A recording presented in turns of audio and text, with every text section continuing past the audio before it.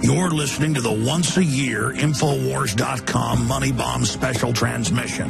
And because 2012 is an incredibly important year, we're going from a special 24-hour broadcast to 48 hours, jam-packed with special guests, calls, breaking news, reports. If you want to see the full roster of amazing special guests and reports that we're going to be airing, as well as guest hosts, be sure and visit InfoWarsMoneyBomb.com.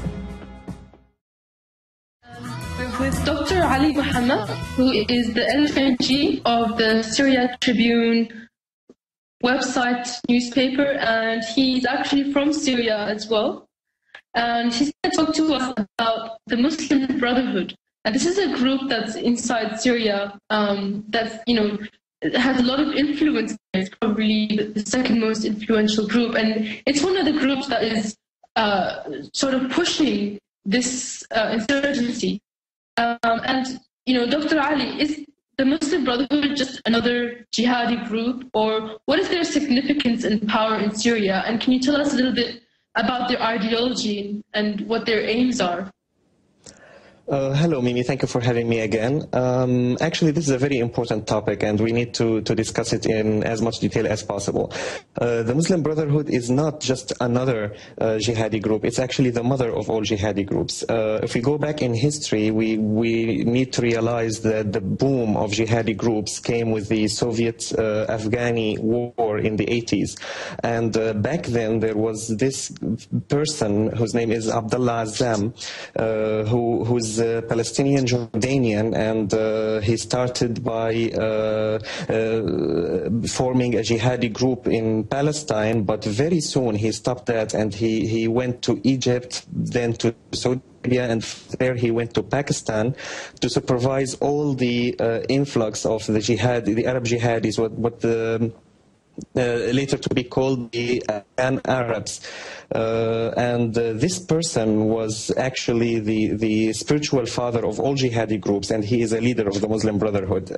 It's worth mentioning that Abdullah Azzam is Osama bin Laden's teacher and spiritual leader, and it's actually from under his cloak that Osama bin Laden rose.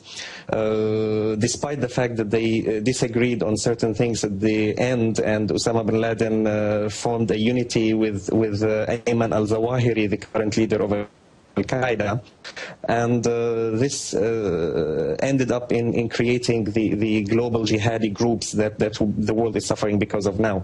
So as you can see, the Muslim Brotherhood has an important role in the initiation of all this global jihad, and this is actually not surprising, because if you go back to the very roots, even before Abdullah Azzam, the Muslim Brotherhood was created by a person called Hassan al-Banna. He's an Egyptian, and Hassan al-Banna was the first leader of the Muslim Brotherhood. But later, not very much later, actually in the 50s, a person called Sayyid Qutb joined the Muslim Brotherhood and then became the #1 ideology provider for the Muslim Brotherhood, as well as the global jihad groups. And Sayyid Qutb is a very unique character, actually. He believes in violence. He states that violence is the only way to spread the word of God, and he was actually asked to repent in exchange for his life, because he was sentenced to death during the time of President Jamal Abdel Nasser in Egypt. But he refused to repent, and he said, "I prefer to die for the Sharia of Allah." So this kind of ideology, Sharia law.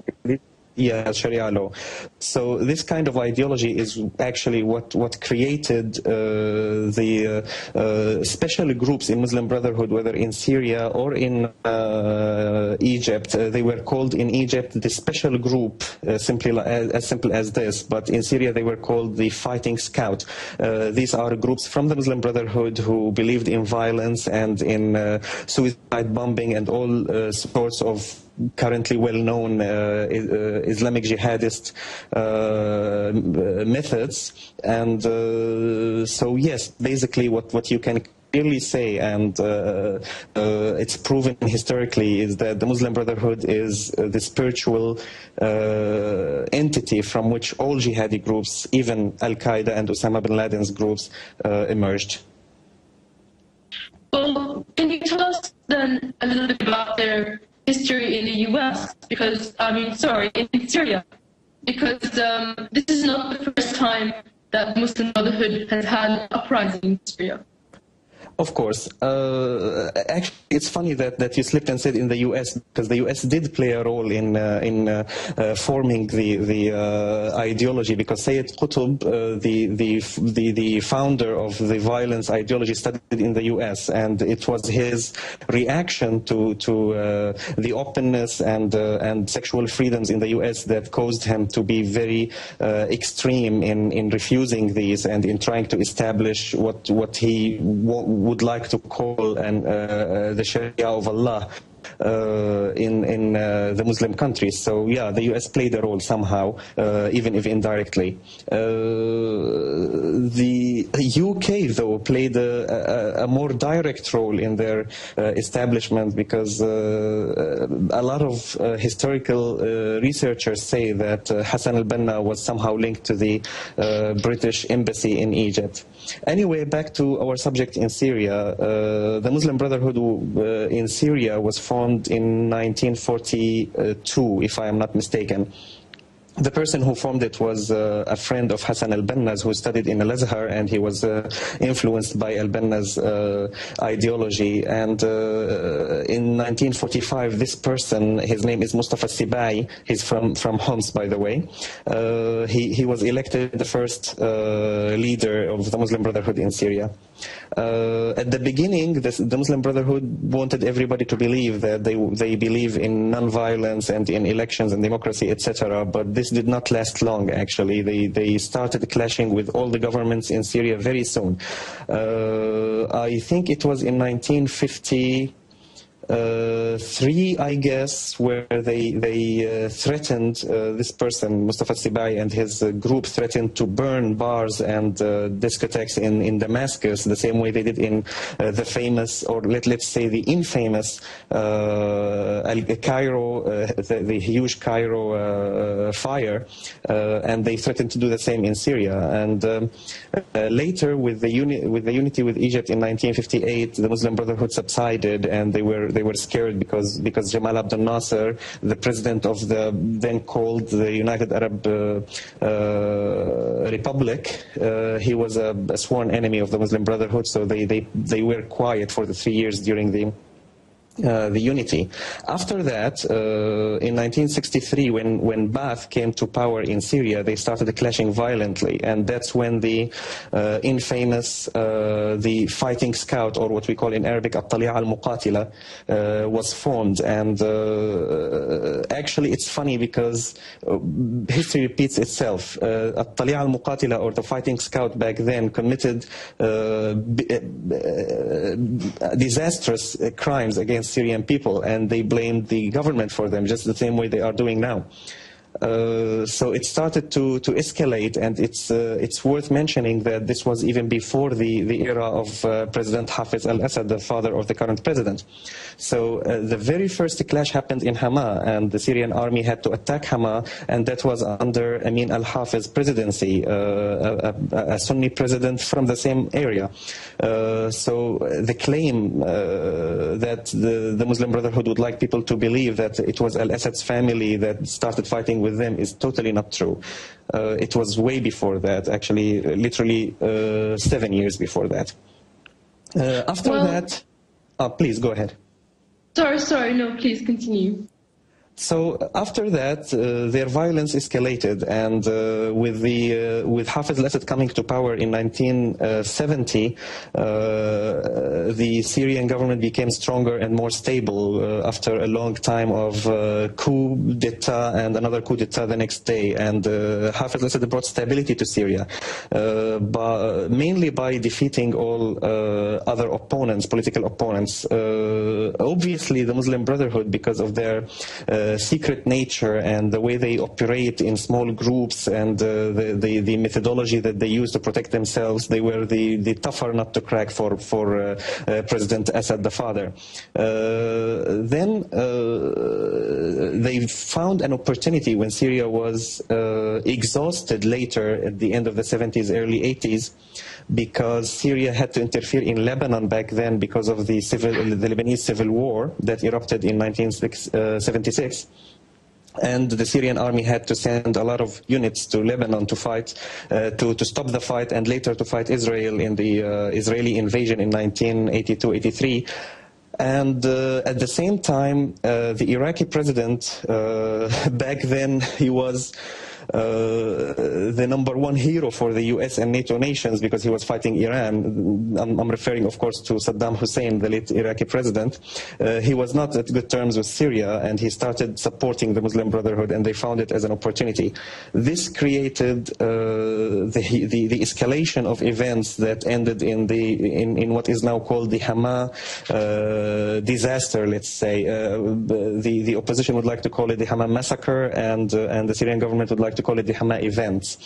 The escalation happened because this fighting scout started committing terrorist actions, and they actually they admitted, even Ali Sadruddin al-Bayanuni, the current leader of the Muslim Brotherhood, admits that it was the Muslim Brotherhood who killed people in Azbakiya in Damascus. It was the Muslim Brotherhood who burnt cinemas and theaters, and it was definitely the Muslim Brotherhood that killed a lot of officers in a military school in Aleppo. The killing of the officers in the military school of Aleppo was on a sectarian basis, and it was a very ugly stage in the Syrian history. The Syrian army decided then that it's time to take rid of them, and things escalated until the Battle of Hama. And after the Battle of Hama, the Muslim Brotherhood had zero presence in Syria for a long time.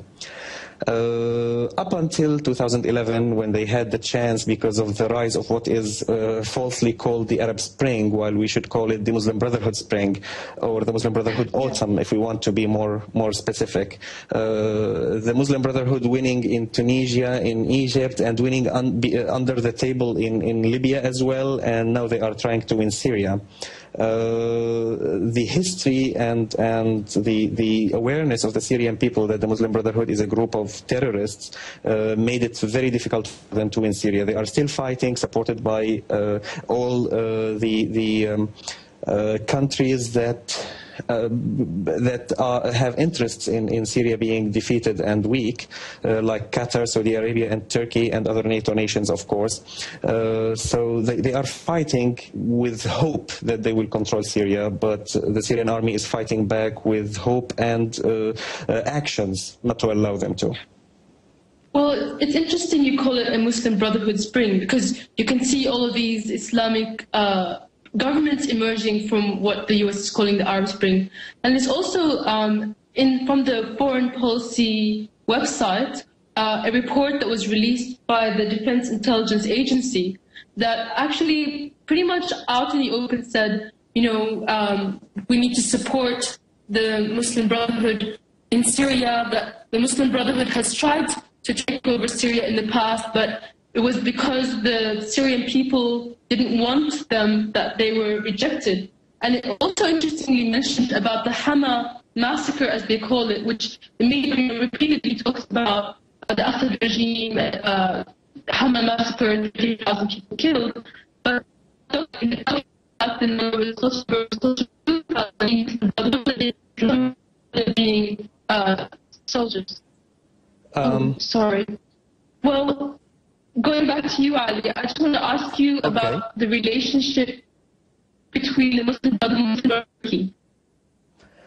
Between the Muslim Brotherhood and? Turkey. And Turkey. Okay, let me first comment on what you said. It's very ironic that the Muslim Brotherhood Spring is supported by the U.S. because on one hand the U.S. kills Osama bin Laden, the faithful student of Abdullah Azzam. of Abdullah Azam, of the Muslim Brotherhood, and on the other hand, it supports the Muslim Brotherhood to control the countries that were invaded by this manipulation and media attacks. So yes, it is very ironic, and it is definitely a Muslim Brotherhood spring, because if you look at how things turned out, you will see that it turned out in favor of the Muslim Brotherhood controlling the area. Now, why is the U.S. and Israel not concerned about the Muslim Brotherhood controlling the area? Now, this is the important question that we need to ask ourselves. It's very silly to think that the U.S. and other NATO nations are after democracy and the welfare of the Arab people, because if they were, they wouldn't have supported the dictators for tens of years, actually, for half a century, let's be specific. So it's definitely not the welfare of the Arabic people. They want the Muslim Brotherhood there for a reason, because the Muslim Brotherhood can be controlled, and actually its role is, their role is to be controlled by others. It's very hard for them to be independent. Currently, it's common knowledge now that there are countries like Qatar, Saudi Arabia, and Turkey supporting the rebels in Syria and giving them arms, money, and means of communication. These countries that are giving the arms are definitely the countries that will be calling the shots if the dream comes true and they topple the Syrian regime. So if a certain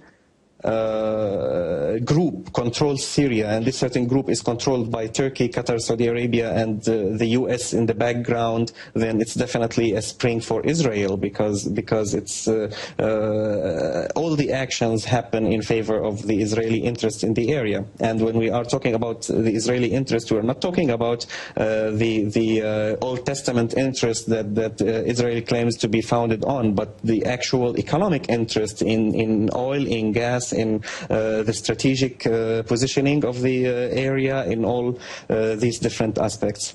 Turkey and its relationship with the Muslim Brotherhood is not new, and we all know that Najmuddin Erbakan, the founder of the new era of Islamic politics in Turkey, is one of the Muslim Brotherhood behind the stage, and now his faithful student, or let me say his unfaithful student, Erdogan, because Erbakan was at least working for the favor of his nation, but Erdogan doesn't seem to care much about the welfare of Turkey. He's more worried about the welfare of the Islamic uprising.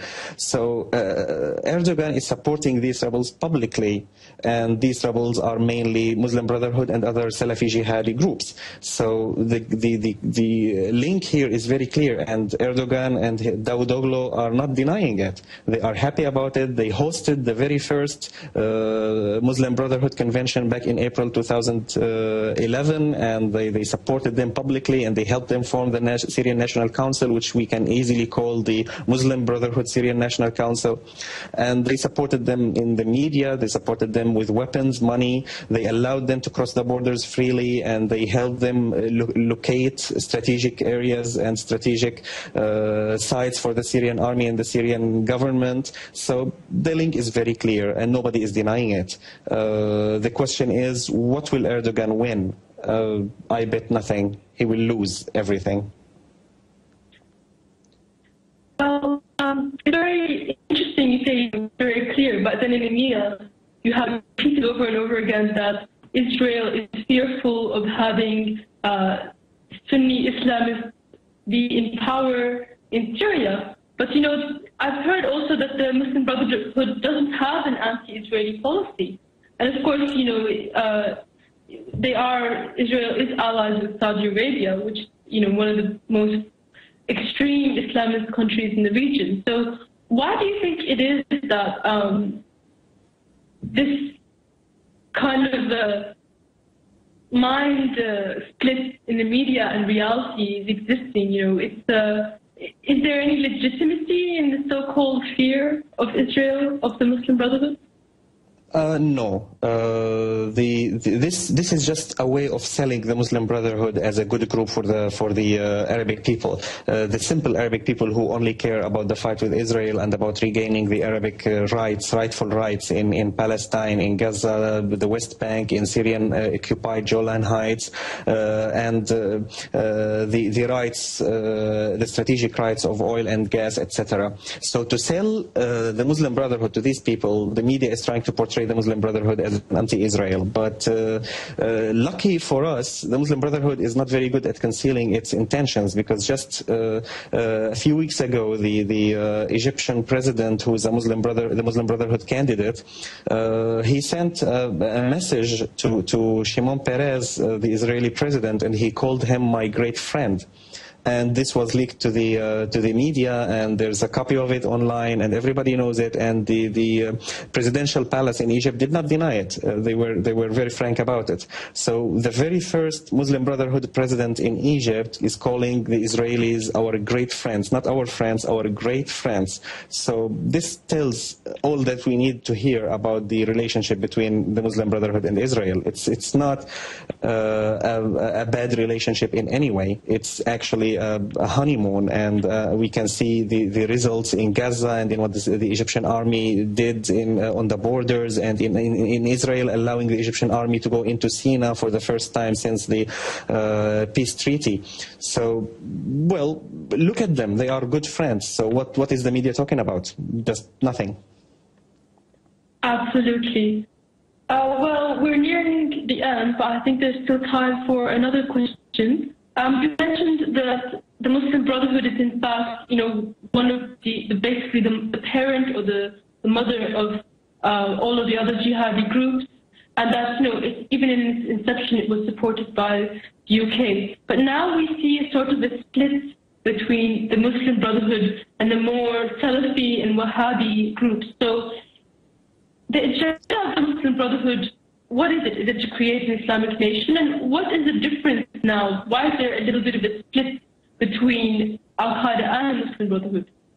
Is there one? Is there a split? Yes, there is a difference. The history of this difference goes back to the end of the Soviet presence in Afghanistan, because when the Soviet forces withdraw from Afghanistan, there was a discrepancy and a big disagreement between Abdullah Azzam, the Muslim Brotherhood leader that I told you about earlier, and his two students, Osama bin Laden and Ayman al-Zawahiri. Abdullah Azzam thought that now that we took rid of the Soviets, we need to go back to Palestine and fight there.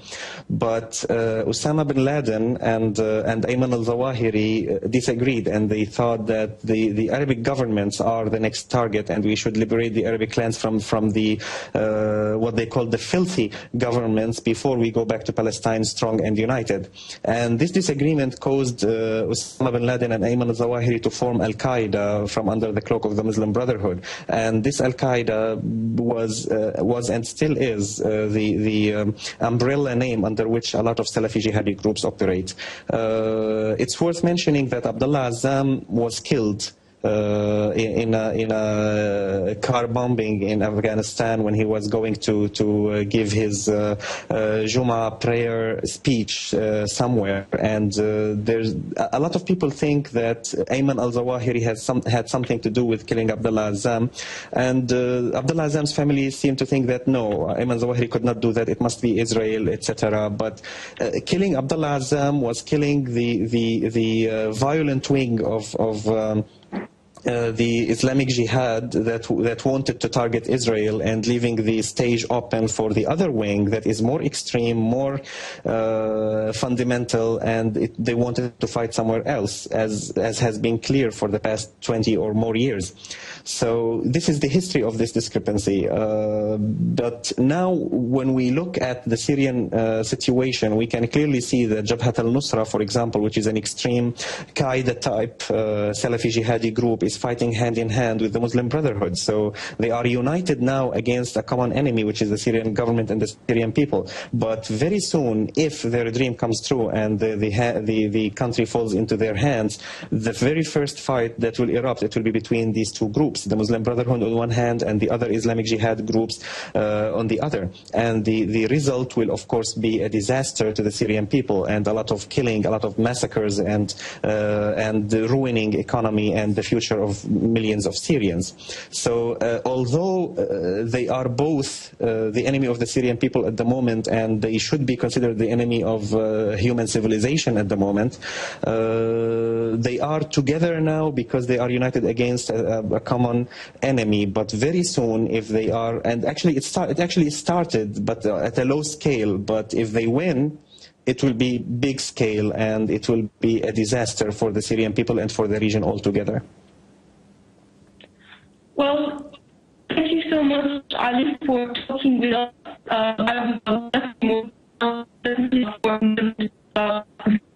And, great respect to you. Would you like to plug your newspaper again?